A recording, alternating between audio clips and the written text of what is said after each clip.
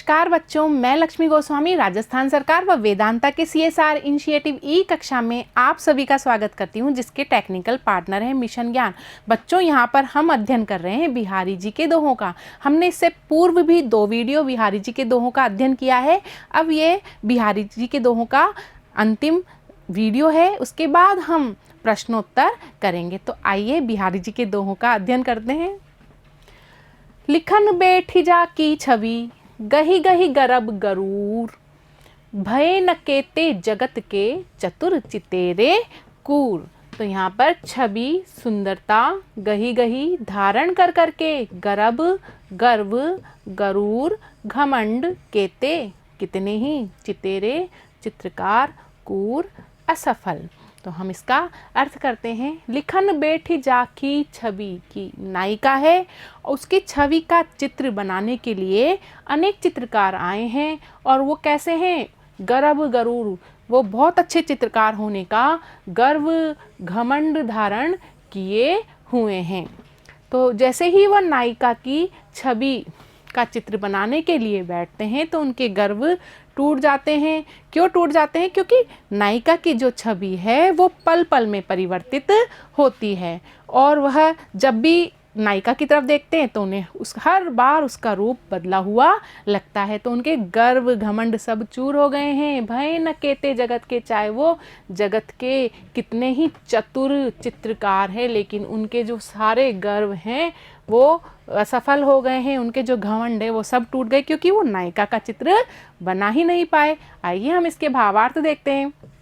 कवि कहते हैं कि अपूर्व सुंदरी नायिका की सौंदर्य छवि का चित्र बनाने के लिए न जाने कितने गर्वीले और अहंकारी चित्रकार आए, परंतु सब असफल रहे। कूर यहाँ पर असफल को कहा गया है। उस नायिका के सौंदर्य की छवि पल पल बदलती रहती है, अतः चित्रकार चित्र बनाकर जैसे ही उस सुंदरी का मिलान करता है उसे भिन्नता दिखाई देती है, अतः उसका महान चित्रकार होने का गर्व और अहंकार चूर चूर हो जाता है। विशेष देखते हैं। गही गही गरब गरूर में कौन सा अलंकार है?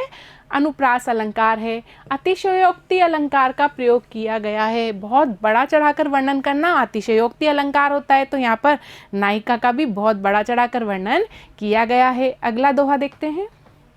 झीने पट में झुलमुली, झलकली और अपार, सुर तरु की मनुसिंधु में लसती सपल्लव डार। तो यहाँ पर हम कठिन शब्द देखते हैं। झीना महीन, पट वस्त्र, झुलमुली एक कानों का आभूषण है, ओप चमक, अपार अत्यंत, सुरतरु कल्प वृक्ष को कहा गया है, मनु मानो उत्प्रेक्षा अलंकार है, सिंधु समुद्र, लसती शोभित, सुपल्लव पत्तों से युक्त और डार डाली।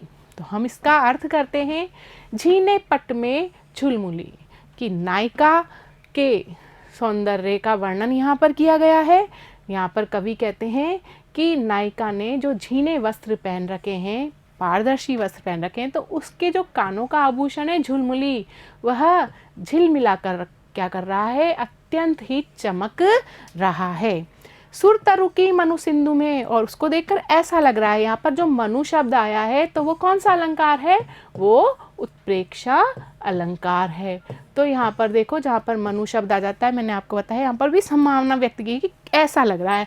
कैसा लग रहा है? सुर तरु की कल्प वृक्ष की सिंधु में, सिंधु यहाँ पर समुद्र को कहा गया है, लसती सपल्लव डार की, ऐसा लग रहा है कि समुद्र में कल्प वृक्ष की पत्तों से भरी हुई डाली का प्रतिबिंब दिखाई दे रहा है। या फिर हम यहाँ पर झुलमुली की जगह नायिका के सौंदर्य का वर्णन भी समझ सकते हैं कि झीने पट में नायिका का सौंदर्य इतना चमक रहा है जैसे कि कल्प वृक्ष की सपल्लव डाल, पत्तों से डाल समुद्र में दिख रही हो। तो हम इसका भावार्थ करते हैं। कवि कहते हैं कि नायिका द्वारा पहने हुए महीन वस्त्रों में से झुलमुली नामक आभूषण की अपार चमक, ओप अपार, अपार चमक झलक रही है। यह ऐसी लगती है कि मानो समुद्र के जल में कल्प वृक्ष की, सुरतरु यहाँ पर किसको बोला है हमने? कल्प वृक्ष को बोला है, पत्तों भरी डाल हिलती हुई शोभा पा रही है, लिख रखा है ना, लसती सपल्लव डार, पत्तों भरी सपल्लव, पत्तों भरी डाल शोभा पा रही है। अन्य अर्थ हो रहे इसका, एक तो कानों का जो आभूषण है झुलमुली उसके लिए है, दूसरा अर्थ है झीने वस्त्रों में नायिका की झिलमिलाती छवि। झुलमुली में यहाँ हम बोल सकते हैं झिलमिलाती छवि। अपार शोभा झलक रही है, ऐसा लगता है मानो समुद्र में कल्प वृक्ष रूपी पत्तों से भरी हुई शाखा सुशोभित हो रही है। तो हम इसको दोनों अर्थ समझ सकते हैं। विशेष उत्प्रेक्षा अलंकार का प्रयोग हुआ है और अनुप्रास अलंकार का प्रयोग हुआ है। तो दूसरा दोहा देखते हैं अब। यहाँ पर कहत नटत रीजत खिजत खिलत मिलत लजियात, भरे भोन में करत है नैनन ही सो बात। तो यहाँ पर नटत का अर्थ है मना करना, रीजत रीजते हैं, खिजत खिंचते हैं, लजियात लज्जित होते हैं, भोन भवन, नैनन नेत्रों से। तो यहाँ पर नायक नायिका अर्थात प्रेमिका और प्रेमी के बीच में वार्तालाप तो हो रहा है, लेकिन मुंह से नहीं, वह नेत्रों से ही कर रहे हैं। क्योंकि कहाँ पर है वो, भरे हुए भवन में है, लोगों से भरे हुए भवन में, जहाँ पर वो बात नहीं कर सकते। तो वो क्या क्या क्रीड़ाएं कर रहे हैं देखिए। कहत, वह नेत्रों से ही एक दूसरे से कह रहे हैं। नटत, मना करते हैं।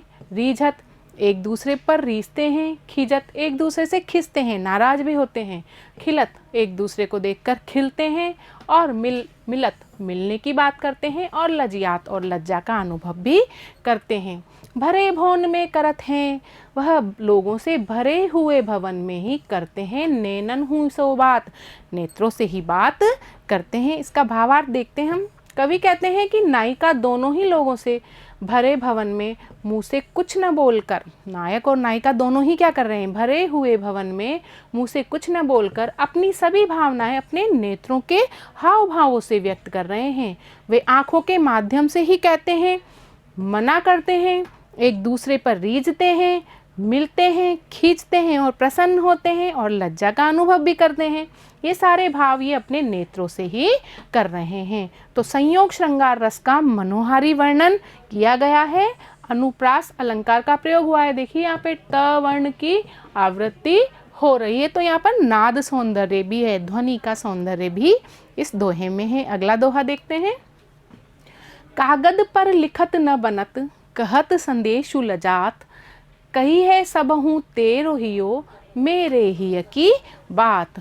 तो यहाँ पर कागज का अर्थ है कागज, लजात का लज्जा, कहिए कहेगा, हियो हृदय। तो हम इसका अर्थ करते हैं कि प्रेमिका अपने हृदय की बातें अपने प्रेमी से कहना चाहती है।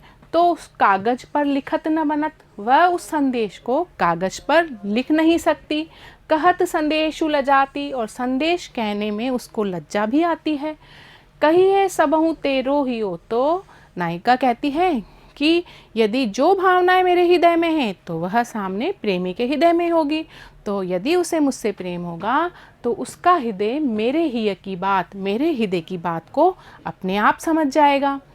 इस दोहे में कवि ने प्रेमी को अपनी मनोभावनाएं बताने को आतुर प्रेमिका को प्रस्तुत किया है। नायिका नायक को अपने मन की बात बताना चाहती है, लेकिन कागज पर वह अपनी मनोभावनाएं नहीं लिख पा रही हैं और मुंह से कहने में उसे क्या होता है, उसे लज्जा आती है।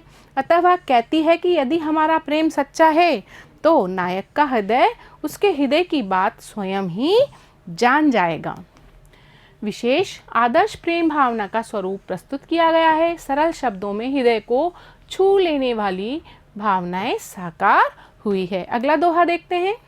कहत सबे बैंदी दिए, अंक 10 गुनी होत, तियत लीलार बैंदी दिए, अगिनतु बढ़त उदोतु। सबे सभी, बेंदी बिंदी, अंकु संख्या, तिय लीलार स्त्री के मस्तक पर, अग्नितु अत्यधिक, उदोतु प्रकाश। तो इसका अर्थ करते हैं। यहाँ पर कवि कहते हैं कहत सबे बेंदी दिए, कि सब कहते हैं कि बिंदी लगाने से अंक 10 गुनी होत, अंक 10 गुना हो जाता है। माना कि एक अंक है और इस पर बिंदी लगा दिया तो इसका 10 गुना हो गया। लेकिन तिय लीलार बिंदी दिए, लेकिन स्त्री के ललाट या मस्तक पर यदि बिंदी लगा दी जाती है तो अगणितो बढ़त उदोत, तो उसका जो तेज है, उसका सौंदर्य या प्रकाश अनगिनत बढ़ जाता है। तो यहाँ पर तो अंक में तो 10 गुना ही बढ़ रहा है, लेकिन स्त्री का सौंदर्य बिंदी लगाने से अगणित बढ़ जाता है। भावार्थ, कवि ने बिंदी के महत्व को काव्यात्मक रूप में प्रस्तुत किया है। अंक शास्त्र का प्रयोग किया है स्त्री के सौंदर्य को दिखाने के लिए। गणित के अनुसार किसी संख्या के आगे बिंदी अर्थात शून्य लगाने पर उसका मूल्य कैसा हो जाता है? 10 गुना हो जाता है। उसी प्रकार सुंदरी नारी के मस्तक पर बिंदी लगाने से उसकी सुंदरता अत्यधिक बढ़ जाती है। तो विशेष है, चमत्कारपूर्ण कथन शैली है, भाषा साहित्यिक है। डीठिन परतु समान दुति, कनक कनक से गात, भूषण कर कर कस लगत, परसी पिछाने जात। ढीठी दृष्टि, न परतु नहीं पड़ता है, समान दुति समान चमक, कांति, कनक सोना, गात शरीर, भूषण आभूषण, कर्कश कठोर, पिछाने पहचाने, परसी और स्पर्श। तो यहाँ पर कवि ने स्त्री के सौंदर्य और उसके आभूषणों का कैसे वर्णन किया है, आइए देखते हैं। कवि कहते हैं डीठिन परतु समान दुति, गौर वर्ण की स्त्री और उसके आभूषणों को हम दृष्टि से नहीं पहचान सकते। डीठिन, हम उनको आँखों से नहीं पहचान सकते। क्यों? क्योंकि उनकी समान दुति है, आभूषणों की और उसके गौर वर्ण की चमक एक जैसी दिखाई देती है। कनक कनक से गात, शरीर भी सोने के जैसा है और आभूषण भी कैसे हैं? सोने के हैं। तो यहाँ पर देखो यमक अलंकार है। एक कनक का तो अर्थ है सोना और एक कनक का अर्थ है सोने जैसा उसका रूप। भूषण कर कर कस लगत, तो पहचानेंगे कैसे? तो यहाँ पर क्या किया जाता है कि भूषण कर की जो आभूषण है वह कर्कश लगते हैं। कर्कश यहाँ पर कठोर कहा गया है। कब? परसी पिछाने जात, उनको छूकर, परसी छूकर या स्पर्श कर कर ही उनको हम पहचान सकते हैं, कि स्पर्श कर कर ही पता लगता है कि आभूषण कौन से हैं, क्योंकि आभूषण कठोर है और स्त्री का जो शरीर है वो कोमल है। तो कवि बिहारी कहते हैं कि नायिका के गौर वर्ण पर सोने के गहने दृष्टि से दिखाई नहीं देते, क्योंकि दोनों की दमक कैसी है? एक जैसी है, समान दुति एक जैसी है। तो जब शरीर को स्पर्श किया जाता है तभी पता चल पाता है, क्योंकि सोने के आभूषण हाथों को कठोर लगते हैं। तो यहाँ पर देखो अतिशयोक्तिपूर्ण वर्णन किया गया है, सोने के आभूषण दिखाई नहीं दे रहे हैं और अनुप्रास अलंकार का प्रयोग किया गया है। अंग अंग नग जगमगत, दीप सिखासी देह, दिया बढ़ाए हूँ रहे, बड़ो उजारो गेह। यहाँ पे भावार्थ देखो, कवि ने नायिका के शरीर के गोरेपन की तुलना दीपक की लो से की है। तो सबसे पहले हम देख लेते हैं, नग रत्न, जगमगत जगमगाते हैं, दीप शिखा दीपक की लो, देह शरीर, बढ़ाए बुझाने पर, उजियारो प्रकाश गे घर। तो हम इसका अर्थ करते हैं कि सखी नायिका के सौंदर्य का वर्णन नायक के सामने कर रही है। तो वो कह रही है कि जो नायिका के अंग अंग हैं वह जगमगाते रहते हैं। क्यों जगमगाते रहते हैं? नगों से जटित आभूषण धारण करने के लिए कारण। दीप शिखा सीधे, और जो नायिका की देह है, नायिका का जो शरीर है वो दीप शिखा दीपक की लो के समान है। तो यहाँ पर उसके अंग अंग तो किसकी वजह से जगमगा रहे हैं? नगों से जड़ित आभूषणों के कारण। और जो नायिका का शरीर है वो किसके समान है? दीप शिखा दीपक की लो के समान है। यहाँ दीप शिखा सी देह में कौन सा अलंकार है? उपमा। मैंने आपको बताया भी था कि जहाँ पे सा से सम आते हैं तो वहाँ पर उपमा अलंकार होता है। दिया बढ़ाए हूँ रहे, बड़ो उजारो गेह, गे यहाँ पर घर में दिया बढ़ाए, दीपक बुझा देने पर भी बड़ा उजियाला रहता है, बड़ा उजाला रहता है। क्यों? क्योंकि जो नायिका है उसका शरीर कैसा है? दीपक की लो के समान है। हम इसका भावार्थ करते हैं। कवि ने नायिका के शरीर के गोरेपन की तुलना दीपक की लो से की है। तो कौन सा अलंकार हुआ? ये उपमा अलंकार हुआ। कवि कहते हैं कि सुंदर नायिका के अंग अंग में रत्नों से जटित आभूषण जगमगा रहे हैं और इसका शरीर दीपक की लो के समान दमकता रहता है। इसलिए रात के दीपक बुझा देने पर भी घर में प्रकाश रहता है। तो यहाँ पर देखो अतिशयोक्तिपूर्ण वर्णन किया गया है, क्योंकि कितनी सुंदर नायिका हो उससे उजाला नहीं हो सकता, उसके सौंदर्य को हम उजाले में ही देख सकते हैं। पुनरुक्ति है, अनुप्रास अलंकार है, देखो यहाँ पर ग ग ग ये सारे आ रहे हैं, तो ये कौन सा अलंकार है? ये अनुप्रास अलंकार है। और अंग अंग में पुनरुक्ति प्रकाश अलंकार है। तो बच्चों, आज हमारे ये बिहारी जी के दोहों का वीडियो पूर्ण हो गया है। अब हम अगले वीडियो में इनके प्रश्न उत्तर करेंगे। तब तक के लिए धन्यवाद।